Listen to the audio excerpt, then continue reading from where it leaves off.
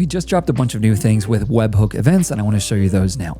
Now, webhooks are increasingly important with resend for lots of different reasons. For instance, if you've started to use inbound, you'll know that you have to process those emails using a webhook, grabbing their data, attachments, forwarding the emails, whatever else you may want to do.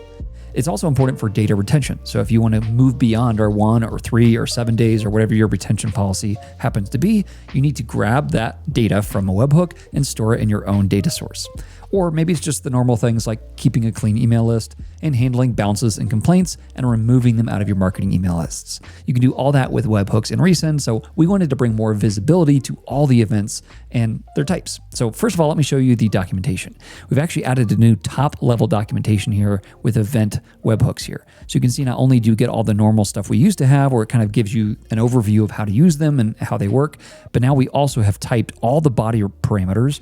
Of course, we'll give you the detailed kind of like normal example here for, in this case, email clicked, but you've got all the different types as well. Now they all have this data object and that's different per web event. And now we're actually showing you the exact type you can get back for each of these items. All right, so that's the new documentation. And now let's talk a little bit about single email event visibility. In the past, if you sent an email and you CC or BC'd people, and maybe one of those email events failed, you would get back this email failed webhook event, but it wasn't super clear what this was attached to.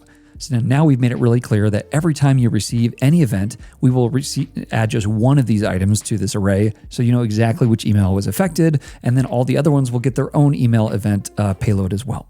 So that's the second thing. And finally, we're going to talk a little bit about typing.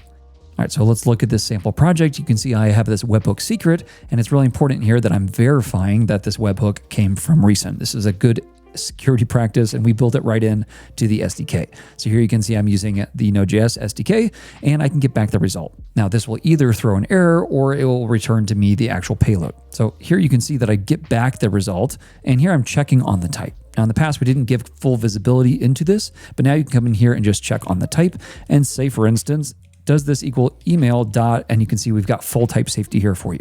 So a nice little quality of life improvement, but that way you know exactly what you have to choose from. In this case, I was trying to set up a webhook to look at everything that's been received, and those are the only ones we're going to deal with in this particular webhook example.